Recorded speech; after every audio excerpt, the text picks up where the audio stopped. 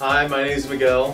What's up, Dennis? And I'm Andrew. I'm Ricky. I'm the one currently drawing right now. This is for our IST 110, where we talk about computers, and we are not great drawers, so don't expect much, and enjoy. Let's start talking about the parts of the computer. First things first, if your computer is not turning on, check the back, see if it's plugged in. If that doesn't solve the issue, check out the PSU. We are Penn State! Or the power supply unit. Boo! It distributes the power to all the major components, such as the motherboard. The motherboard can be looked at as the superhighway of a computer. It houses the CPU, RAM, and GPU. The motherboard is also etched with circuitry that carries data and power back and forth between all the subcomponents. Basically, if the computer needs it, the motherboard has it. The CPU is the main component of a computer. It does all the calculations making the computer's OS and programs operate. There are many options when it comes to the central processing unit, such as single core, the most basic format, dual core, quad core, and even more cores, where the computer can make multiple process calculations at the exact same time. Processors can also be sped up by increasing the voltage, which is known as overclocking, but doing so can overheat the processor and can damage the computer. Today, most consumer brand computers have processors that can run between 2 and 3 GHz. For reference, 1 Hz means 1 function or cycle per second. 1 GHz means 1 billion functions or cycles per second. Now for the CPU to do the programs, it needs to talk to the hard disk drive. Now with advancement, we now have 2 storage formats. The 2 formats are the hard disk drive and the solid state drive.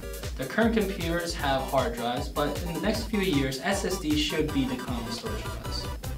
Hard drives are mechanical and the solid state drive is flash memory, which means it is faster to read and write the memory and is more durable. RAM, or random access memory, can be compared to a person's short-term memory and the hard disk to the long-term memory.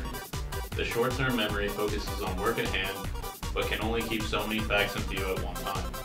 If short-term memory is filled up, your brain sometimes is able to refresh it from facts stored in long-term memory. A computer also works this way. If RAM fills up, the processor needs to continually go back to the hard drive to overlay old data in RAM with new, slowing down the computer's operation. Next, we will be covering graphics cards.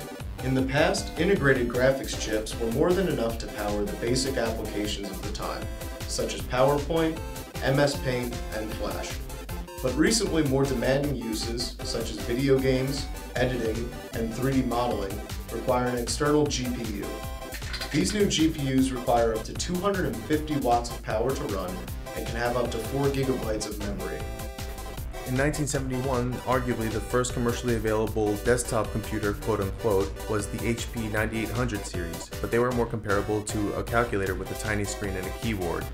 Now a computer can watch and edit videos, play video games, create documents, send information, and share cat videos, among other things. Because of this, consumers are constantly demanding better, faster, and bigger systems, and now, with sensitive information and money being processed through computers and the internet, keeping up with the security demands is also becoming a challenge.